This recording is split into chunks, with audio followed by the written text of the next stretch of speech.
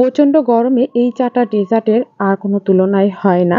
ঈদের দিন কিন্তু আপনি ঝটপট এই চাটা ডেজার্ট তৈরি করে রাখতে পারেন। দেখবেন আপনার ঈদটাকে আরো বেশি আনন্দিত করবে। প্রথমে আমি শেয়ার করছি দই চিড়ার একটা ডেজার্ট। মজার এই ডেজার্টটা তৈরি করা একদমই সহজ, কিন্তু খেতে হয় ভীষণ মজার আর খুবই স্বাস্থ্যকর। তৈরি করে নিতে পারবেন মাত্র 2 মিনিটেই। রেসিপিটা চলুন দেখে নেওয়া যাক। দই চিড়ার এই ডেজার্টটা তৈরি করার জন্য প্রথমে আমি চিড়া নিয়েছি। আমি নিয়েছি আজকে লাল জিরা, আপনি চাইলে সাদাটাও নিতে পারেন। জিরাটাকে প্রথমে আমি একটু চেলে নিচ্ছি, যাতে করে এর মধ্যে বালু বা কোনো ধুলাকণা থাকলে নিচে ঝরে যাবে। এতে করে কিন্তু এই বালুটা আলাদা হয়ে গেল। আপনি যদি ধুয়ে নিন তারপরেও দেখা গেছে তলানিতে এই বালুটা থেকেই যেত। এরপর ঠান্ডা পানি দিয়ে আমি ধুয়ে নিচ্ছি, ছাঁকনিতেই ধুয়ে নিচ্ছি, যাতে করে ধোয়াটাও খুব সহজ হয়। আর ভালো করে ধুয়ে তারপর আমি এভাবে ছড়িয়ে রেখে দিচ্ছি। অন্যদিকে একটা প্যানে আমি দিয়ে দিচ্ছি 1 কাপ পরিমাণে লিকুইড দুধ, হাফ কাপ পরিমাণে দিয়েছি গুঁড়া দুধ আর 1/4 কাপ দিয়েছি আমি চিনি।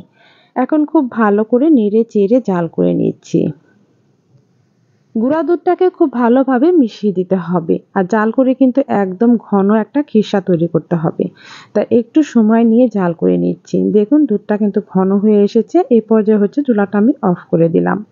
অন্যদিকে দেখুন চিড়াটা কিন্তু একদম ঝরঝরে হয়েছে। আর এই দই চিড়ার ডেজার্ট তৈরি করার জন্য চিড়াটাকে কিন্তু এরকমই ঝরঝরে করতে হবে।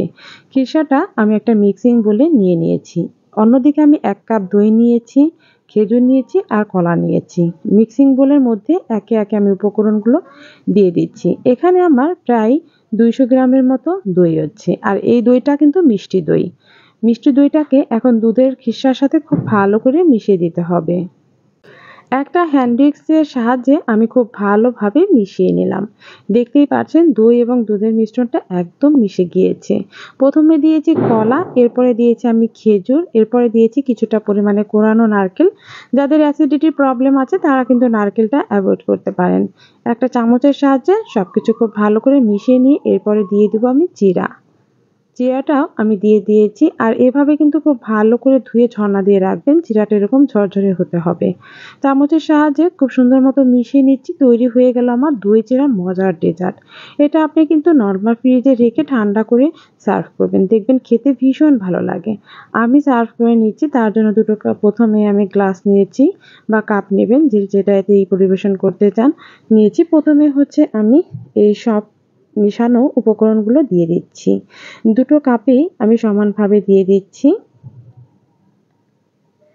এরপর পরিবেশন করছি। উপরে কিছুটা পরিমাণে মিষ্টি দই দিয়ে দিলাম, কলা দিয়ে দিলাম, দিয়ে দিচ্ছি আমি খেজুর, আর সবশেষে উপরে দিয়ে দিব আমি কিছুটা পরিমাণের কোরানো নারকেল, কিশমিশ।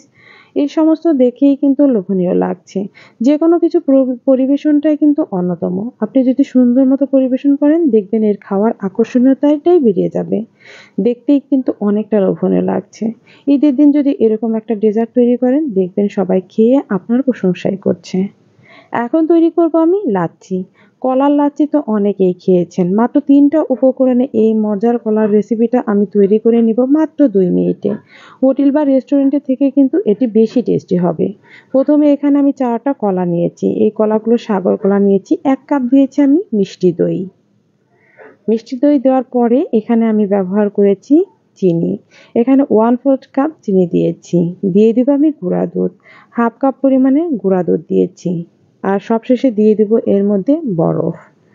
ব্লেন্ডার জারে সবকিছু দিয়ে এখন দিয়ে দিচ্ছি ঠান্ডা পানি। হাফ কাপের মতো পানি দিয়েছি আমি। এখন ঢাকনা দিয়ে ঢেকে ব্লেন্ড করে নেব। ব্যাস রেডি হয়ে গেল আমার ব্যানানা লাচ্ছি। একদমই সহজ, মাত্র 2 মিনিটেই তৈরি করে নিতে পারেন। এতটা মজার, আপনার গরমের ক্লান্তি সব এক নিমিষেই কিন্তু শেষ হয়ে যাবে 1 গ্লাস যদি এরকম লাচ্ছি খান। এরকম একটু ঘনই রেখেছি, কারণ আমি পরবর্তীতে সার্ভ করার পরে বরফ ব্যবহার করব। আর বরফটা দেওয়ার কারণে লাচ্ছিটা একটু পাতলাও হয়ে যাবে।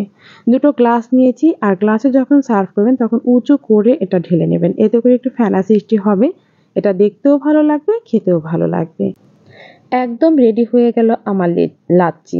খাওয়ার জন্য একদম প্রস্তুত। আপনি কিন্তু তৈরি করে এটা নর্মাল ফ্রিজে রেখে দিয়ে তারপরে খাওয়ার আগেও পরিবেশন করতে পারবেন। খেতে হয় ভীষণ মজার। অবশ্যই কিন্তু ঝটপট মাত্র 2 মিনিটে এই রেসিপিটা করে দেবেন সবাইকে। এরপর আমি শেয়ার করব আপনাদের সাথে সাবুদানার ডেজার্ট। এই সাবুদানার ডেজার্টটা যে কি পরিমাণে হেলদি, আপনারা না খেলে বিশ্বাসই করবেন না এর টেস্টটা কতটা মজাদার হয়। চলুন দেখে নেওয়া যাক পুরো রেসিপিটা। প্রথমে হচ্ছে আমি দুধ নিয়েছি 1 লিটার পরিমাণে। এর মধ্যে দিয়ে দিচ্ছি হাফ কাপ পরিমাণে গুঁড়া দুধ, হাফ কাপ পরিমাণে দিয়েছি চিনি। সবকিছু দিয়ে খুব ভালো মতো নেড়েচেড়ে জাল করে নিতে হবে। দুধটা অতটা ঘন করার প্রয়োজন নেই যেহেতু আমি গুঁড়া দুধ ব্যবহার করেছি। আর আপনাদের যদি লোক সংখ্যা কম থাকে সেক্ষেত্রে কিন্তু আপনি এখানে আধা লিটার পরিমাণে দুধ নিলেও হবে। ১ কেজি পরিমাণে দুধ দিয়ে যদি আপনি এই সাবুদানার ডেজার্টটা তৈরি করেন তাহলে অনায়াসে ৬ থেকে ৭ জন মানুষ খেতে পারবে। খুব ভালো করে আমি জাল করে নিলাম। এরপরে হচ্ছে ১ চামচ পরিমাণে কর্নফ্লাওয়ার দিয়ে একটু পানি দিয়ে মিশিয়ে তারপর হচ্ছে এর মধ্যে দিয়ে দিচ্ছি। যাতে করে খুব তাড়াতাড়ি ঘন হয়ে যেতে পারে। হাতে যদি সময় কম থাকে তাহলে ১ চামচ পরিমাণে কর্নফ্লাওয়ার দিয়ে তারপর হচ্ছে জাল করে নেবেন। অনবরত নেড়েচেড়ে নিয়েছি। দুধটা ঘন হয়ে এসেছে, কালারটাও কিন্তু চেঞ্জ হয়ে এসেছে, লাল হয়ে গিয়েছে দুধটা। এখন হচ্ছে আমি এটাকে নামিয়ে রাখবো। অন্যদিকে অন্য একটা পাত্রে আমি পানি দিয়েছিলাম আর সেখানে হাফ কাপ পরিমাণে আমি সাবুদানা দিয়েছি। মিডিয়াম আঁচে জাল করে সাবুদানাটাকে আমি সিদ্ধ করে নেব। সাবুদানাটা যখন স্বচ্ছ দেখাবে তখন বুঝতে হবে এটা সিদ্ধ হয়ে গিয়েছে। সাবুদানাটা সিদ্ধ হতে একটু সময় লাগে, ১০ থেকে ১২ মিনিটের মতো সময় লেগেছে। দেখুন সাবুদানাটা কিন্তু স্বচ্ছ দেখাচ্ছে, তার মানে এটা কিন্তু সিদ্ধ হয়ে গিয়েছে। আরও ১ থেকে ২ মিনিটের মতো জাল করে তারপর হচ্ছে নামিয়ে নিচ্ছি। সাবুদানাটা একটা ছাঁকনিতে আমি নিয়ে নিচ্ছি আর ছাঁকনিতে দেওয়ার পরে ঠান্ডা পানি দিয়ে ধুয়ে নিতে হবে। এতে করে সাবুদানাটা কিন্তু দলা পাকিয়ে যাবে না, একদম ঝরঝরে হবে। সাবুদানাটা আমি যেই দুধের মিশ্রণ তৈরি করেছিলাম তার মধ্যে দিয়ে দিলাম। এখনই কিন্তু দেখতে অনেকটা লোভনীয় লাগছে। আপনি কিন্তু ফ্রুটস ব্যবহার না করে এভাবেও খেতে পারবেন। এর মধ্যে প্রথমেই দিয়ে দিচ্ছি আপেল। একটা আপেল কেটে নিয়েছিলাম, দিয়েছি আঙুর, আপনি চাইলে কিন্তু এখানে কালো আঙুরও দিতে পারেন। দিয়েছি খেজুর পরিমাণ মতো, কলা দিয়েছি ২ টা, দিয়েছি আমি বিটরুট। সবকিছু একটু মিশিয়ে নিলাম। বিটরুট দেওয়ার কারণে কিন্তু কালারটা অনেক সুন্দর আসবে। সবশেষে দিয়েছি আমি একটু তরমুজ। আপনার কিন্তু বাধ্যবাধকতা নেই যে এই ফলগুলোই ব্যবহার করতে হবে। আপনার ইচ্ছামতো ফল দিয়ে এটা পরিবেশন করতে পারেন। তবে খেতে হবে ভীষণ টেস্টি। দেখতেই পারছেন সাবুদানার এই ডেজার্টটা কিন্তু একদম রেডি। এটা তৈরি করে নরমাল ফ্রিজে রেখে তারপর হচ্ছে সার্ভ করবেন। দেখবেন এটা খেতে আরো বেশি ভালো লাগবে। সব ফলগুলোই অনেক স্বাস্থ্যকর এবং খেতেও হয়েছিল অনেক টেস্টি। সবশেষে শেয়ার করব আপনাদের সাথে ডাবের পুডিং। এই পুডিংটা এখনো যারা খান নাই তারা তো অনেক কিছুই মিস করে গিয়েছেন। তৈরি করা যে কতটা সহজ আর খেতে যে কি মজা, আমার তো মনে হয় সবগুলো আমি একাই খেয়ে ফেলবো, এতটা টেস্টি হয় এই ডাবের পুডিংটা। তৈরি করা একদমই সহজ, মাত্র ২ মিনিটেই। নিয়েছি আমি ডাব, এখানে ২ টো ডাব নিয়েছি আর ডাবটা কিন্তু অবশ্যই একটু সারযুক্ত হতে হবে। অনেকটা পরিমাণে পানি হয়েছে আমার এখানে, প্রায় ১ লিটারের মতো। আর এই পানির সবটুকুই কিন্তু আমি ছেঁকে নিয়েছি।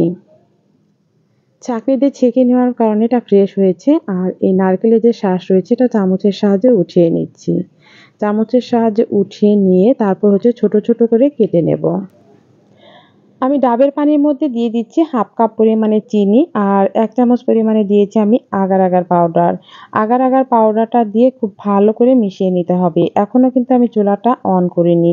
এটা অন করার আগে খুব ভালোভাবে মিশিয়ে নিতে হবে। পানির সাথে খুব ভালোভাবে মিশিয়ে অনবরত জাল করে নিচ্ছি। ১ মিনিটের মতো জাল করলেই কিন্তু রেডি হয়ে যাবে। দেখতেই পাচ্ছেন আগার আগার পাউডারটা দেওয়ার কারণে কিন্তু এটা অনেকটাই আঠালো ভাব এসেছে। এটা কিন্তু পুডিং তৈরিতে অনেকটাই কার্যকরী। তাই অবশ্যই কিন্তু আগার আগার পাউডার দিবেন। পুডিং তৈরি করার ক্ষেত্রে আগার আগার পাউডারটা মাস্ট বি লাগবেই। দেখুন আমার রেডি হয়ে গিয়েছে। এখন একটা আমি বোল নিয়েছি। এটা কেক বেক করার যে মোল্ড থাকে সেটাই নিয়েছি। আর ডাবের যে শাঁসটা সেটা কিন্তু ছোট্ট, ছোট্ট করে কেটে দিয়েছি। এর মধ্যে শাঁসটা দিয়ে দিচ্ছি। ডাবের এই শাঁসটা যত পরিমাণে দিবেন এটা খেতে তত বেশি ভালো লাগবে। একটু স্প্যাচুলার এর সাহায্যে খুব ভালোভাবে মিশিয়ে নিচ্ছি। ব্যাস, এটা ঠান্ডা হওয়ার পরে আমি নরমাল ফ্রিজে রেখেছিলাম ১ ঘন্টার জন্য। এটা কিন্তু একদম পারফেক্ট রেডি হয়ে গিয়েছে। আপনাদের সাথে সার্ভ করে দেখাচ্ছি। কতটা সহজ দেখেছেন? একদম সহজ আর অল্প উপকরণ দিয়েই তৈরি করে নেওয়া যায়। পুডিংটা দেখতে যেমন লোভনীয়, খেতেও হয়েছিল অসাধারণ। অবশ্যই শেয়ার করবেন। সবগুলো রেসিপি কিন্তু আপনাদের সাথে শেয়ার করেছি অনেক সহজভাবে এবং অল্প উপকরণ দিয়েই তৈরি করা হয়েছে। খেতেও হয়েছিল ভীষণ মজার। সবগুলো ডেজার্ট আইটেমই আপনি কিন্তু ঈদের দিন পরিবেশন করতে পারেন। আবার ইফতারিতে, সেহরিতে যেকোনো সময় পরিবেশন করতে পারেন। সবাই ভালো থাকবেন, সুস্থ থাকবেন। আমার সবগুলো রেসিপি দেখার জন্য আপনাদের সবাইকে অসংখ্য ধন্যবাদ। আল্লাহ হাফেজ।